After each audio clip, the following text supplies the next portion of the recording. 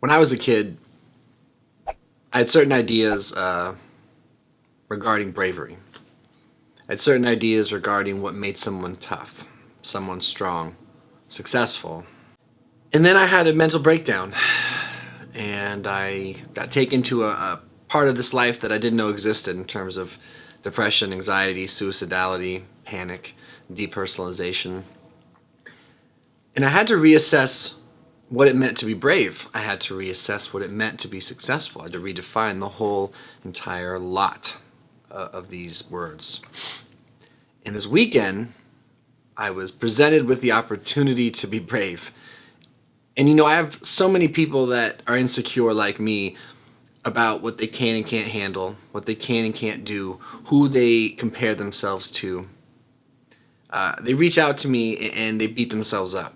And I think this is something we all do in general. But I think those who have been through bad mental breakdowns, bad mood disorders, I think we kind of feel defective. We feel broken. We feel inferior in certain ways. And it took me a long time to readdress, or to redefine rather, these words and how I fit in the world and how I could be successful, what made me brave, what made me proud of myself, what made me feel good and vital. And I got a great example of something that was a big deal for me, and anyone in my inner circle was like, wow, they were so proud of me and happy for me for taking something on that in my old life would be nothing. But in my new life, post major depressive disorder, post anxiety, post depersonalization, trying to find out how life works after you've been through something traumatic, I can reward myself mentally and emotionally. I can feel proud that I was able to grow and do something. And without further ado, I was invited to a camping trip like a month ago. And leaving my immediate environment has never become so scary. I mean, I'm not so much like locked in my home scared of moving around and going out and doing things, but take me away from my family, take me away from my home, take me away from a few select places that I survived in, when I was near death for my treatment resistant depression.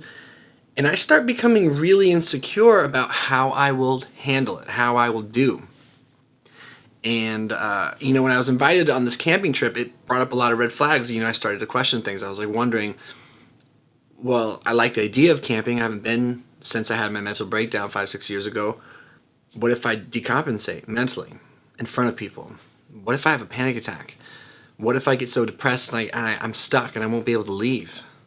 What if my anxiety cripples me and everyone sees? What if everyone sees me? Because, my friends, other than my wife and my immediate family, my friends see me when I feel okay enough to see them. Almost exclusively, right? Most of us, we tend to isolate when we're not doing well. And I was invited on this camping trip and I said yes because in my head I'm like, you have to start trying to do these things. But traveling is so scary after you've essentially lost your mind and then had to work really hard to get it back. So rewind to this past Friday, and I just woke up so anxious. And it was time to go, get ready and go. And I felt my chest swell up like I couldn't breathe. And I started to have tingling in my head, and my anxiety skyrocketed. And I felt low, and I felt hopeless, and I felt scared of this trip. And the logical, rational me is like, stop. Like, what are you doing? Why are you getting so worked up? It's just camping. But once you've had your sense of the world rocked forever, even little things like leaving your hometown to go 3 or 4 hours away can seem really overwhelming and scary, like social anxiety, fear of not being able to hide if something went wrong. And this anticipatory anxiety almost stopped me from going. My wife, she saw me start to struggle, and I've been pretty stable for a while now, and she saw me start to struggle, and she said, babe, you don't have to come. If you need to stay home, I understand. I respect that. And it was just a way out. And I almost took it. I was right there. And then I kind of had one of those come to Jesus moments with myself where I was like, Noah, if you go and do this, for you, that will be brave because you're scared and you know dark places and you know helpless places, and going outside of your comfort zone, from my personal experience in this world, is a big deal. I felt like if I didn't go take this trip, if I didn't go camping with my friends and prove to myself that I can, that it was going to get bigger and bigger and bigger, and maybe I would never go. And maybe I would stop taking trips altogether, which has taken me years to be able to do. Couldn't travel for the first couple of years at all. And maybe someday I'd be afraid to go places more local, and maybe that would eventually lead to being afraid to leave my house. I don't know. All I knew is that I needed to be brave and I needed to go. And you know what? I did. My anxiety went nuts on the trip down. I was so worked up that I literally rear-ended someone on the drive, not paying attention when I thought someone was turning left and I was waiting for them to take a turn in one of those like yield turn signals. They started to go. I thought they were going, but I was so on edge and not focused that I ended up rear-ending someone and getting in my first fender bender accident like ever. And so I was like having this horrible time, and I kind of decided it was written in fate that I wasn't built for these things, and then I just went anyway. And I got a $500 deductible that I'll be paying. But that aside, I got there, and everyone could tell I was tense. Everyone who knows me, all my friends who invited me, my CrossFit friends, they were like, man, like they knew I was acting weird. They'd never seen me act like this, and I just opened up to them. And I just said, guys, this makes me really uncomfortable to be out here camping in the woods and not in my home and not, with my things and not close to XYZ. I'm afraid you guys will see me struggle. And just talking about it, I was further reminded how incredibly loving and supportive people can be if you're just open and honest about what's going on with you and what's really in here. Because we all try to put on a face. We all want to look good. We want to look cool. We want to look confident. But we all connect better through our less attractive attributes. I think we all connect more through the things we struggle with than the things that we do really well that come really easy. And I felt embraced by these people, and it took a while to sort out my nerves and be calm. But I got through the first night. I woke up the next day, this last Saturday, and I got to take the most incredible hike, my first real hike since I was a little kid. And that was another big hurdle. What if I have a panic attack on the hike? What if my stomach starts turning and I have to use the bathroom and there's nowhere to go? What if people see me, blah, blah, blah. But I challenged that voice, and I just went. And it turned out to be great.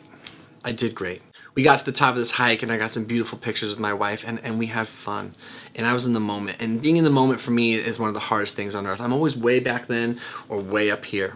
I'm rarely right where we are at the moment. And I was able to find myself in the moment during this camping trip. And by the second day and then the third day when we left, I was good.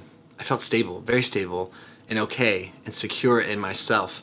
And it just totally opened up the door of confidence that, like, all right, like, I can travel. I'm someone who had to sleep by his parents' bed for a year, and couldn't work and was afraid to move, and every second of being awake was sheer pain, and who fantasized about death, and who had no concept of life or feeling anything but pain. I'm a bad case, and I just went camping like a normal person.